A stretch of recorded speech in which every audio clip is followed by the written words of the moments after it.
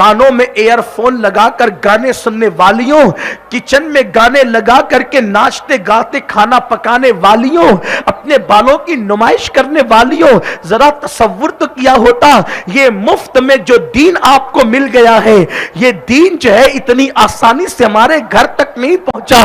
وہ صحابیات اور صحابہ کی قربانی تو یاد کرو۔ اے خاتون جنت کی کنیزوں، اگر خود کا 6 مہینے کا بچہ مر جائے اور اس کے بدلے میں کوئی چیز ملے تو انسان کہتا ہے بڑی قربانی دے کر میں نے یہ پایا ہے۔ اللہ اکبر۔ صحابہ کرام کی وہ مقدس جانیں، اللہ اللہ، جن نفوس کو فرشتے بھی رشک کی نظر سے دیکھتے تھے، ان جانوں کی قربانیاں دی گئی ہے۔ اور یہ بات بھی آپ کو بتا دوں، مردوں سے پہلے اگر اسلام پر کسی نے جان کی پیش کی ہے تو وہ کوئی اور نہیں ہے، وہ یہی حضرت سمیہ رضی اللہ تعالی عنہا ہے۔ اللہ اکبر۔ جب ابو جہل نیزہ تان کر کہتا ہے سمیہ محمد عربی کا دین چھوڑ دو، سمیہ کہتی ہے نہیں، اس ظالم نے ناف کے نیچے آپ کو نیزہ مارا اور نیزہ مار کر کے آپ کو شہید کر دیا۔ یہ پہلی شہادت تھی اسلام میں جو حضرت سمیہ کے ذریعے سے جو ہے وہ دنیا نے دیکھی۔ اے خاتون جنت کی کنیزوں، مجھے بتاؤ جب تم اپنے گھروں سے بے پردہ نکلتی ہوگی تو ان نفوس کی روحوں پر کیا گزرتی ہوگی؟ جب عورتیں اپنے حسن کی نمائش کرتی ہوگی تو ان عورتوں کے جنہوں نے قربانی دی اسلام کے لیے ان کے وجود پر کیا گزرتی ہوگی؟ یاد رکھنا، اللہ کا دین چھوڑ کر نہ کسی کو عزت ملی ہے، نہ مجھے اور آپ کو عزت مل سکتی ہے۔ اس لیے گناہوں کی زندگی میں، گناہوں کی رنگ ریلیوں میں اپنی زندگی کو گزارنے والوں آؤ، اللہ کی بارگاہ میں سچی توبہ کرو۔ گناہ کر کے عزت نہیں مل سکتی، اللہ اکبر، اللہ کی نافرمانی کر کے سکون نہیں مل سکتا۔ آؤ آؤ توبہ کرو۔ دولت کی بنیاد پر، جوانی کی بنیاد پر، دولت کے نشے میں، جوانی کے نشے میں، دولت کی ریل پیل میں کبھی اللہ کی نافرمانی نہیں کرنا، اس لیے کہ اللہ کی طاقت اللہ کی طاقت ہے، اللہ کی دی ہوئی عزت اللہ کی دی ہوئی عزت ہے۔ ایک بات یاد آئی، بہت خوبصورت سی بات یاد آئی، میری بہنوں کو میں یہ سنانا چاہتا ہوں۔ اللہ اللہ، عورتوں کو اسلام سے دور کرنے کے لیے کتنی سازشیں رچی گئی لیکن انہوں نے دین نہیں چھوڑا۔ 2 باتیں کر کے بات مکمل کرتا ہوں۔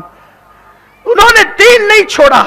حضرت زنیرہ رضی اللہ تعالی عنہا، یہ بھی ایک کنیز ہے، ایک عورت ہے، یہ بھی ایک کنیز عورت ہے، ان کو بھی ستایا گیا، بہت ستایا گیا، بہت مارا گیا۔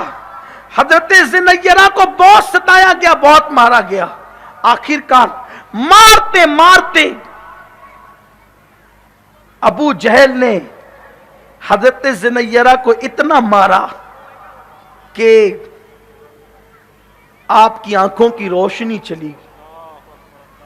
جب آنکھوں کی روشنی گئی تو ابو جہل نے کہا دیکھ میرے لات و حبل کی مخالفت کی وجہ سے تیری آنکھوں کی روشنی چلی گئی، ہمارے خداؤں کی تو نے مخالفت کی، انہوں نے تیری آنکھوں کی روشنی چھین لی۔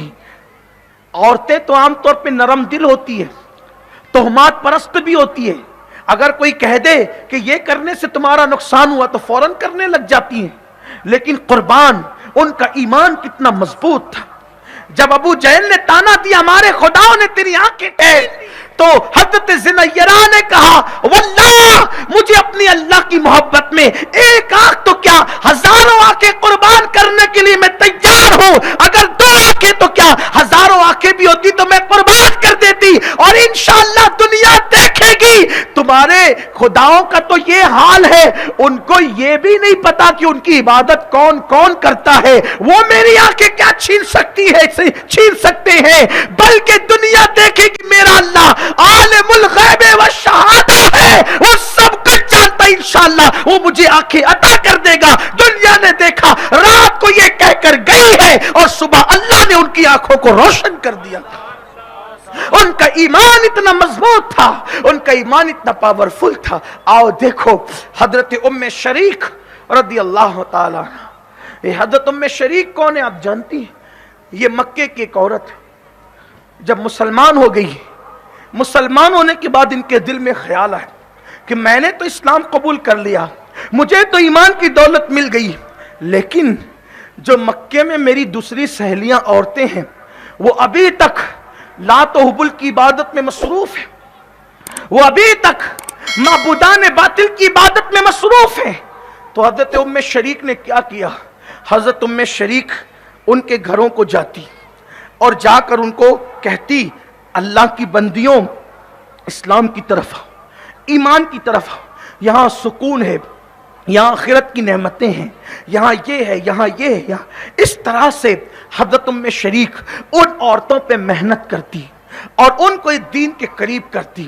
اب ظاہر سی بات ہے، چپ کے لوگوں کے گھروں میں جا جا کر ان عورتوں کا ذہن بناتی اسلام قبول کرنے کا۔ آج تو میں سمجھتا ہوں کہ جب 4 عورتیں جمع ہو جائے، کبھی اسلام کی بات کرتی نہیں، اللہ ماشاءاللہ، بات ہوگی تو فلم کی، سیریل کی، غیبت کی، چگلی کی، اس کی، اس کا رشتہ لگا تو وہاں سے توڑوا دو، اس کے یہاں بچے پیدا ہو رہے ہیں، بیٹے ہی بیٹے، تو اس کی برائی کرو، اس کی بیٹی خوبصورت ہے تو اس کی برائی کرو، اس پہ الزام لگا دو۔ یہ سب عورتوں کا مشغلہ ہو گیا ہے۔ میں کہتا ہوں جب تک عورتیں نیک تھی ان کی گود میں اسلام کے جیالے پلتے تھے۔ آج عورتوں کا خود اسلام سے جو ہے وہ ان کی دلچسپی نہیں رہ گئی، تو ان کی گود میں ڈاکو، چور، نچنیے اور دنیا کو نقصان پہنچانے والے نہ پلیں گے تو کون پلے گا؟ دودھ جو ہے وہ بہت اثر دکھاتا ہے، دودھ کا بہت اثر ہوتا ہے۔ میری بہنوں یاد رکھنا، میں حیا کے پردے میں اتنا بتاؤں کہ اگر عورت آلو کی سبزی کھا لے، توجہ کریں، عورت آلو کی سبزی کھا لے تو دودھ پینے والے بچے کا پیٹ خراب ہو جاتا ہے۔ ہم نے بڑے بوڑھوں سے سنا ہے کہ بچے کا پیٹ رات کو کیوں دکھ رہا تھا تو ساس اپنی بہو کو کہتی تو نے رات کو آلو کیوں کھایا تھا۔ اب آپ مجھے بتائیں کہ میری بہن اگر آلو کے چند لقمے کھائیں تو اس کا اثر اس کے بچے پر پڑ جاتا ہے ایک رات کے اندر۔ تو آلو جیسی غذا کا جب اثر آپ کے بچے پہ پڑ سکتا ہے دودھ کے ذریعے سے، تو آپ کے کردار کا اثر آپ کے بچے پہ کیوں نہیں پڑ سکتا؟ یہ غذا ایک رات میں اثر دکھاتی ہے۔ حرام لقمہ، بولو آلو حلال ہے لیکن بچے کی صحت کے لیے مضر ہے، تو ایک رات میں اس نے اپنا اثر دکھا دیا۔ تو تم جو حرام لقمہ اپنے پیٹ میں ڈال کے اسی کا دودھ پلاؤ گی تو اس کا اثر آپ کے بچوں پہ ظاہر نہیں ہوگا۔ اے خاتون جنت کی کنیزوں، یاد رکھو ہم انسان ہمیں جو ماں، اچھا پھر آپ دیکھیں ہر جاندار کے وجود میں جو دودھ پیدا ہوتا ہے وہ پیچھے کی طرف ہوتا ہے، کمر کی طرف، لیکن انسان کے لیے جو غذا اللہ نے پیدا کی ہے وہ سینے میں پیدا کی۔ کیوں؟ اس کی بہت سی حکمتوں میں ایک حکمت یہ ہے کہ سینے میں دل ہے، اور جب وہ دھڑکتے ہوئے دل کے جذبات سے ماں اپنے بچے کو دودھ پلاتی ہے تو صرف دودھ کے قطرے نہیں پلاتی بلکہ اپنی دھڑکنوں کے جذبات کو بھی بچے میں منتقل کرتی ہے۔ اور جانداروں کی مائیں کمر سے دودھ پلاتی ہے، ہماری مائیں ہمارے دل کی دھڑکنوں کے ساتھ ہمیں غذا فراہم کرتی ہے۔ اس کی وجہ یہ ہے کہ اب دل کی دھڑکنوں میں جو ہوگا وہی بچے میں دودھ کے ساتھ منتقل ہوگا۔ اب دل کی دھڑکنوں میں اگر مدینے والے مصطفیٰ جان رحمت ہوں گے تو بچوں میں وہی منتقل ہوں گے، اور دل کی دھڑکنوں میں سیریل کے ہیرو اور اداکار ہوں گے تو وہی دل کی دھڑکنوں کے ساتھ منتقل ہوں گے۔ اب جب وہ بڑا ہو کر کسی کو لے کے بھاگے گا یا تمہیں گالیاں دے کے بھگائے گا تو بڑھاپے میں روگی کپ کپاتے ہوئے کہ میرے بیٹے نے غداری کیوں کی۔ یہ تمہارے کرتوت کا نتیجہ ہے، تم نے اللہ رسول کے ساتھ غداری کی، اس لیے تمہاری اولاد نے تمہارے ساتھ غداری کی۔ اگر دل کی دھڑکنوں کے ساتھ تم نے دودھ کے ساتھ مصطفیٰ جان رحمت کا عشق پلایا ہوتا تو شاید زمانے نے یہ زمانہ نہ دکھایا ہوتا۔ اچھی طرح یاد رکھو انسان کو وہی ملتا ہے وہ جو کرتا ہے۔ میرے رسول نے فرمایا کما تدین تدان، جیسا کرو گے ویسا پاؤ گے۔ تو ام شریک رضی اللہ تعالیٰ عنہ جاتی ہیں، عورتوں کو دین سمجھاتی، مذہب سمجھاتی، عورتیں مسلمان بھی ہوتی۔ مکے کے گنڈوں کو پتا چل گیا، مکے کے مشرکوں کو، منکرین اسلام کو پتا چل گیا کہ ام شریک نام کی ایک غریب عورت ہے जो जा जाकर औरतों को बहका रही है माज़अल्लाह। हालांकि वो तो बहकने से बचा रही थी, लेकिन उन्होंने उसका नाम बहकार ही रखा, वे बहका रही है। और फिर उन्होंने उम्मे शरीक को पकड़ा और पकड़ के कहा, उम्मे शरीक, तुम लोगों को मोहम्मद अरबी के गुलाम और कनीज बनाती हो, छोड़ दो मोहम्मद अरबी को। उन्होंने कहा, मैं नहीं छोड़ सकती। तो काफी मरने के लिए तैयार हो जाओ। उम्मे शरीक ने कहा, अगर उनकी मोहब्बत में मौत आए तो ऐसी मोहब्बत में मौत उनको छोड़कर जिंदगी से बेहतर है। उनको छोड़कर जिंदगी से बेहतर उनकी मोहब्बत की मौत है। हमें तो दोनों ही जानिब से सरफराजी है, मरे शहीद और बच गए तो गाजी है। हजरत उम्मे शरीक ने कहा, मैं नहीं छोड़ सकती और ना दीन की दावत छोड़ सकती हूँ। फिर उम्मे शरीक को उन्होंने कहा, अच्छा ठीक है, तू ऐसे नहीं मानेगी। हजरत उम्मे शरीक को कहा, तू ऐसे नहीं मानेगी, हम तुझे अब मक्के में रहने नहीं देंगे, जहां तेरे नबी है मोहम्मद अरबी रूही फिदा सल्लल्लाहु अलैहि वसल्लम, हम तुम्हें वहीं पे पहुंचा देंगे। उम्मे शरीक ने दिल ही दिल में सोचा, इससे बेहतर क्या सूरत हो सकती है कि मुझे दुश्मन मदीने पहुंचाने के लिए तैयार हो गए, इसलिए कि औरत हूं, कमजोर हूं, अकेली हूं, मैं हिजरत नहीं कर सकती। लेकिन अब ये खुद कह रहे हैं कि हम तुम्हें यहां से निकाल के मदीने पहुंचा देंगे। लेकिन उम्मे शरीक को ये यकीन न था, उम्मे शरीक को ये पता नहीं था कि ये मुझे मदीने तो पहुंचाएंगे, लेकिन रास्ते का अंजाम कितना भयानक होगा। अल्लाह अकबर। हजरत उम्मे शरीक रदी अल्लाह ताला अन्हा के उन्होंने हाथ बांध दिए और हाथ बांधने के बाद ऊंट की नंगी पीठ पर, जिस पे कजावा नहीं था, शायद ऊंट की नंगी पीठ पर बिठाना या बैठना आजकल की औरतों को उसका अंदाजा नहीं होगा, इसलिए कि वो जानती ही नहीं है कि ऊंट की नंगी पीठ पर बैठना किस बला का नाम है, किस चिड़िया का नाम है। वो तो बेचारी कारों की नरम और गद्दियों पर बैठने की आदी है। लेकिन अगर कभी ऊंट नजर आए तो देखना कि ऊंट की नंगी पीठ पर बैठना कितना भयानक और कितना खौफनाक चीज है। अल्लाह अकबर, उसकी चुभन कैसी होगी, उसकी तकलीफ, और फिर कितना 450 किलोमीटर का फासला, बल्कि 500 किलोमीटर का फासला। अल्लाह अकबर। और ऊंट की नंगी पीठ पर हाथ बांधकर बिठा देना। फिर इसी पे बस नहीं किया, बल्कि वो क्या करते, हजरत उम्मे शरीक को ऊंट की नंगी पीठ पर बिठाते और बिठाने के बाद जब वो कहीं पर रुकते खाना खाने के लिए या कभी पानी पीने के लिए या आराम करने के लिए, तो उम्मे शरीक को ऊंट की नंगी पीठ से उतार करके धूप में जो वो डाल देते रेत के ऊपर, न खाना देते न पानी देते, और खुद साए में जाकर के रुक जाते और खाते पीते और सो जाते, और ये धूप में पड़ी रहती। जाहिर सी बात है, इंसान थी, एक औरत थी, ऐसे में कब तक ये तकलीफ बर्दाश्त कर सकती थी, कब तक ये मुसीबत बर्दाश्त कर सकती थी। हजरत उम्मे शरीक इसी हालत में सफर आगे बढ़ाती रही। रास्ते में आपको बार बार कहा गया, छोड़ दो मोहम्मद अरबी को, छोड़ दो मोहम्मद अरबी को। उम्मे शरीक छोड़ने के लिए तैयार न हुई। बिल आखिर ये हुआ, जब कई दिन गुजर गए, अब उम्मे शरीक मौत से करीब होने लगी, इसलिए कि न खाना था न पीना था, और ऊंट की नंगी पीठ का इतना लंबा सफर था। जब भी सब जो वो मंजिल आती, धूप में उतार कर डाल दी जाती, खाना पीना नहीं दिया जाता, न नींद थी, न खाना, न पीना, न आराम। अब मरने के करीब आ गई तो एक मंजिल पर उन्हें धूप में डाल दिया गया था, और ये सारे काफले वाले जो उनको मदीने मुनव्वरा छोड़ने के लिए जा रहे थे, ये आराम से दरख्त के नीचे सो रहे थे। ऐसे में ये मौत के करीब करीब जाने लगी, और मौत की ऐसा लगा कि अब मौत की आखिरी हिचकी आएगी और उम्मे शरीक खत्म हो जाएगी।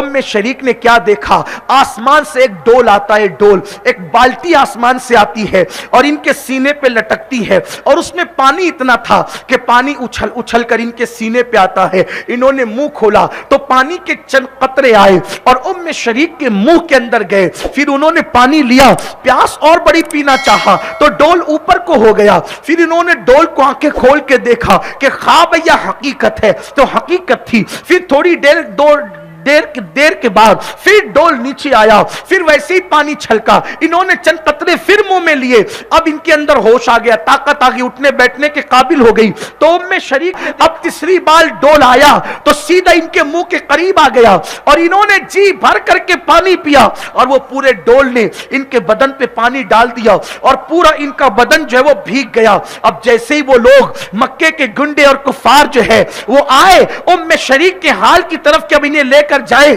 اور مدینہ منورہ کے مضافات میں لے کر اسے چھوڑتے تاکہ وہاں سے اسے کوئی اٹھا لے جائے، جب آئے تو دیکھا کہ پانی جو ہے ان کے بدن پر ہے، جگہ گیلی ہے، اس تپتے ہوئے صحرا کے اندر پانی اور پورا بدن گیلا اور یہ بالکل حشاش بشاش ہے۔ اللہ اکبر! تو ان لوگوں نے پوچھا یہ پانی تو نے کہاں سے لایا؟ تو ام شریک نے پورا واقعہ بتایا کہ میں اپنے اللہ کے دین پہ قائم رہی، میرے اللہ نے میری یوں مدد فرمائی کہ مجھے آسمان سے اس نے پانی عطا کیا۔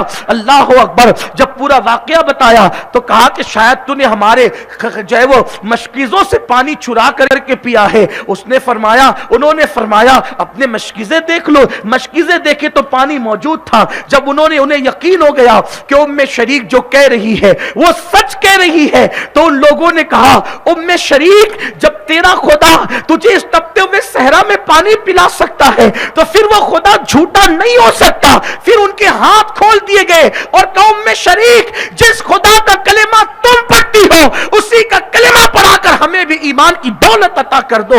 اے خاتون جنت کی کنیزوں، یہ تھی صحابیات کی قربانی کہ انہوں نے اتنی بڑی بڑی قربانیاں دی، اتنی عظیم عظیم قربانیاں دی، اور اتنی قربانیاں دینے کے باوجود بھی اللہ اکبر وہ اسلام سے ایک انچ ہٹنے کے لیے تیار نہ ہوئی، بال کے نوک کے برابر بھی بلکہ اس کے 1000ویں حصے کے برابر بھی وہ دین کو چھوڑنے کے لیے، دین سے دور ہٹنے کے لیے تیار نہ ہوئی۔ آج الحمدللہ نماز پڑھنے والوں کو مارا نہیں جاتا بلکہ نماز پڑھنے والوں کی تعریف کی جاتی ہے۔ آج تلاوت قرآن کرنے والوں کو وطن سے باہر نہیں کیا جاتا بلکہ تلاوت کرنے والوں کی عزت کی جاتی ہے۔ آج جو ہے نیکیاں کرنے والوں کو جو ہے وہ جلایا نہیں جاتا بلکہ نیکی کرنے والوں کو لوگ آنکھوں پہ اور پلکوں پہ بٹھاتے ہیں۔ اے خاتون جنت کی کنیزوں، ایسے وقت میں بھی اگر ہم نیکی نہ کریں گے تو کون کرے گا؟